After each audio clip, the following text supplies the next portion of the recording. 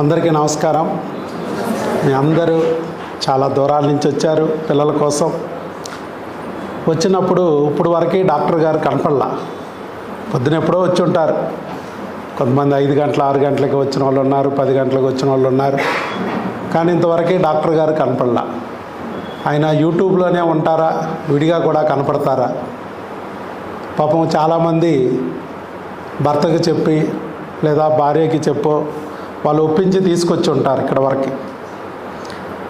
ఎందుకంటే యూట్యూబ్లో వీడియో చూడగానే నమ్మబుద్ధి కాదు.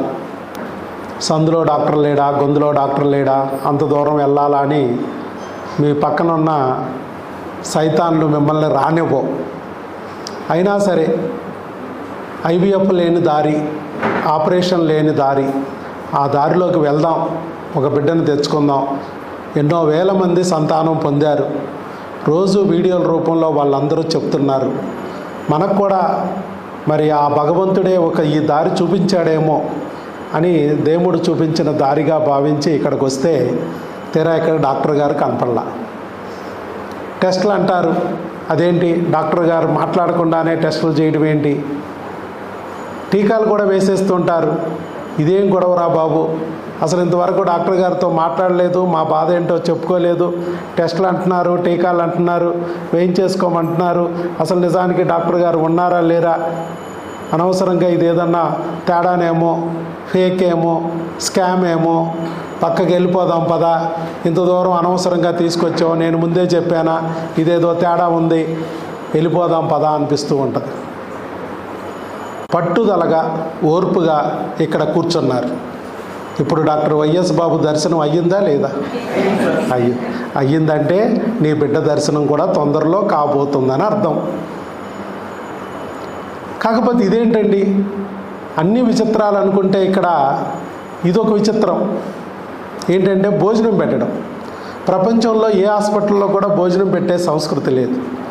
పైగా 500 రూపాయల ఫీజు సంవత్సరానికి అంటున్నారు, మళ్ళా భోజనం అంటున్నారు.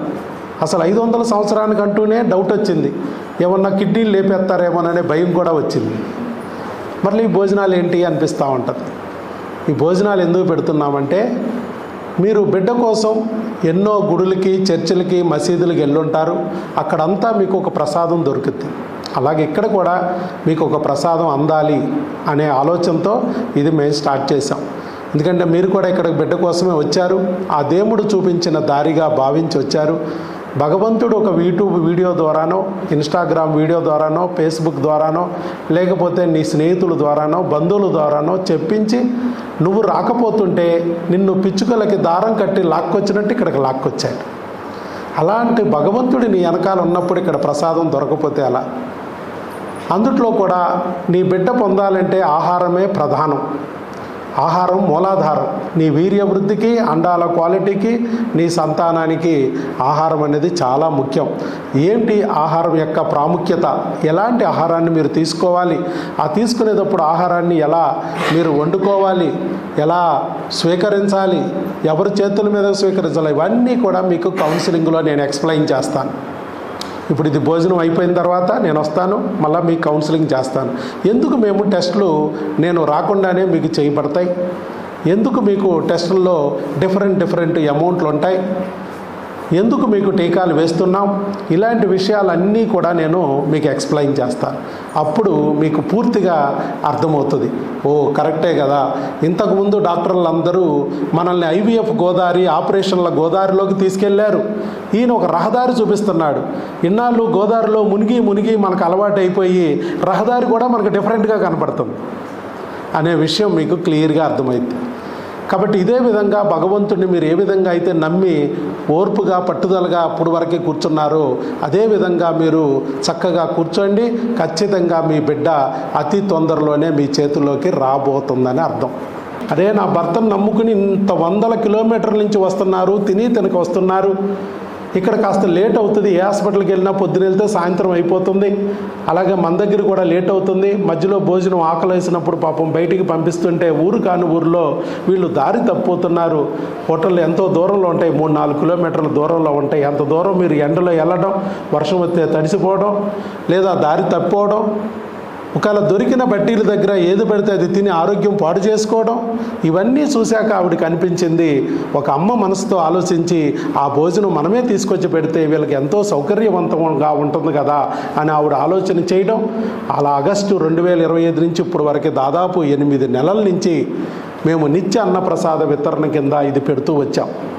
మీరు అన్నం తిన్నారనుకోండి, ఇంట్లో పులిహార తింటే వట్టి పులిహార అవుద్ది, అదే పూజారి గారి దగ్గర తీసుకుంటే ప్రసాదం అవుద్ది. అలాగే ద్రాక్షరసం రోడ్డు మీద తాగితే వట్టి జ్యూస్ అవుద్ది, అదే పాస్టర్ గారి చేతి మీదుగా బ్రెడ్ ద్రాక్షరసం తీసుకుంటే ప్రసాదం అవుద్ది. అలాగే ముస్లింలు హలాల్ చేస్తారు. భగవంతుడు మమ్మల్ని సెలెక్ట్ చేసుకున్నప్పుడు మా చేతి ద్వారా మా పుణ్యఫలంలో కొంతన్నా మీకు చేరి మీకు కూడా మీరు అనుకున్న కోరికలు నెరవేర్చుకుంటారనే ఆశతో ఈ ప్రసాదాన్ని మా చేతుల మీదకి ఇస్తున్నామండి. మీరు కూడా ఈ ప్రసాదాన్ని మీరు వెంకటేశ్వర స్వామిని పూజిస్తే వెంకన్న ప్రసాదంగా, అల్లాను పూజిస్తే అల్లా ప్రసాదంగా, యేసు ప్రభుని నమ్ముకుంటే యేసయ్య ప్రసాదంగా భావించి స్వీకరించాల్సిందిగా కోరుతున్నాం. ప్రసాదాన్ని ఎట్టి పరిస్థితుల్లో వేస్ట్ చేయొద్దు, తినలేకపోతే ఆయమ్మలకి ఇవ్వండి తప్ప డస్ట్బిన్లో పారేయొద్దు. Okay, all the best, God bless you.